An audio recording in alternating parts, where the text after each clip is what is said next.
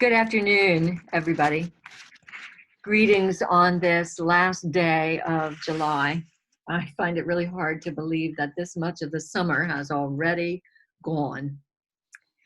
Today, I am here with Dorcas Lehman, whom I trust you are already beginning to recognize as the newest addition to our pastoral team during this interim time. Dorcas began her work with Salford on July 20th. And already we are benefiting as a team from her thoughtful presence, her good questions, her warm spirit. I am eager to have all of you come to know Dorcas as one of your pastors during these next months. And just a note that Maria has been away this week. She and Philip and Mateo took some time to go camping for a few days and then traveled on to Goshen to spend time with Maria's family there. This morning, I got word from Maria that they had arrived last night in time for them to spend some time with her grandfather. And then also word that he died this morning after months of having lingered in the late stages of Parkinson's disease. So our prayers and love go out to Maria and Philip at this time. This has been a week of recognizing again the significance a life well lived can have as our nation has paused to mark the death and the extraordinary contributions of Congressman John Lewis. I discovered today that Salford has a connection, a story related to John Lewis. This morning, a friend texted me and said that she had read on Facebook that some Salford folks gave a gift to John Lewis, and she wanted to know, what's that story? You're at Salford now, she said. Can you tell me the story? I didn't know the story, so I asked Beth and Brad, and I learned that Hiram and Mary Jane Hershey once heard John Lewis preach when they were in Washington, D.C., and that felt so inspired by his message of nonviolent peacemaking that Mary Jane commissioned Roma Ruth to create a fraktur honoring John Lewis's vision. And then 4 persons from the Justice and Peace Ministry team went to Washington, D.C. and presented that gift to Lewis in a visit to his congressional office, where they felt graciously received by him. Brad also pointed out that one of the peace panels at the church honors Lewis's work.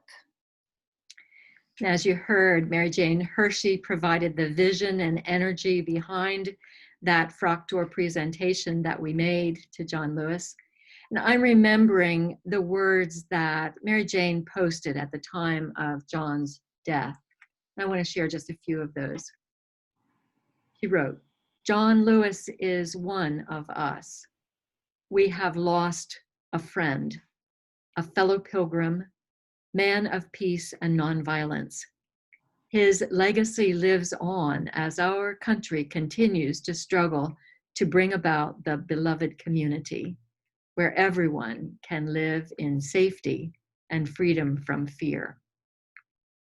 As I have listened and watched during this week to the various services honoring John's life, I have felt humbled to see how strong and joyful and profoundly productive a life can be when it is rooted in and powered by such a clear faith in God and such a wholehearted understanding of what God's kingdom is, which was modeled in John.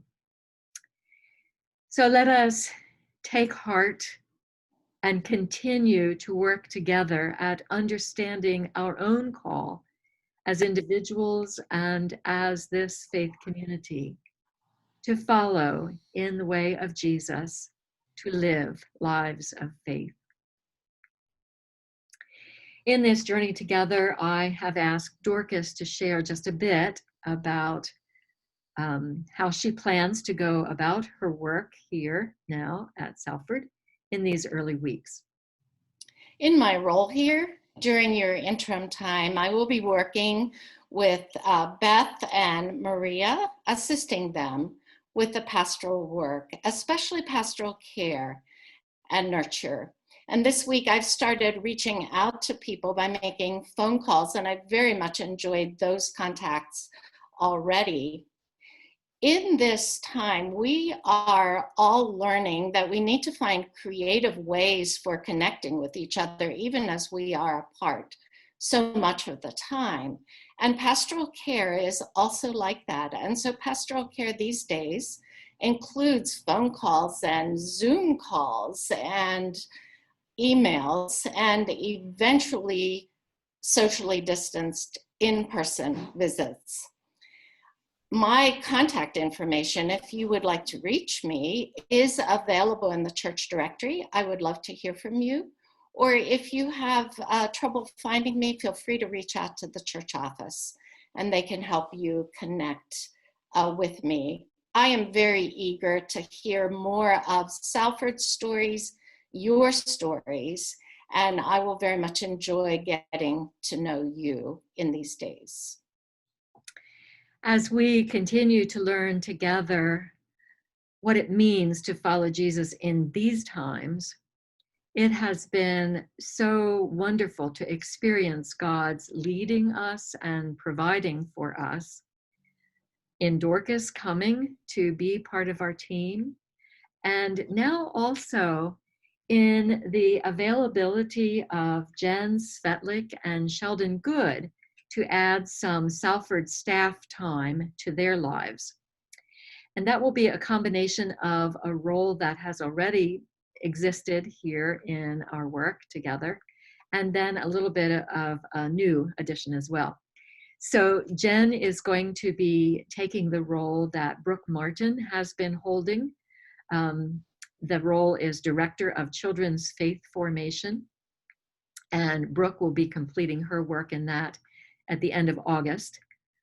So Jen will be stepping into that role. And then in addition, Jen and Sheldon together will add a few hours a week given to what we're calling co-directors of justice initiatives. I think many of us have felt in recent months kind of a reawakening to our own call to be part of healing and part of what we would hope eventually would be justice and equity in our communities and in our country, particularly along racial lines, although not only that. So we're very excited to have Sheldon and Jen together join the staff in these roles. And that will happen toward the middle of August that they'll start that. I find myself thinking of the lines from one of our very familiar hymns. We are pilgrims on a journey. We are travelers on a road. We are here to help each other walk the mile and bear the load. As we come to the end of this last week in July, may you know that your fellow travelers in the Salford community are truly walking with you, that we do seek to hold the Christ light for each other during these strange and challenging times. So may the Lord strengthen you. May the Lord give you the grace you need for all you are facing at this time. May the Lord lift you up and grant you peace and a sure confidence in the presence of God with you. Take care, dear friends.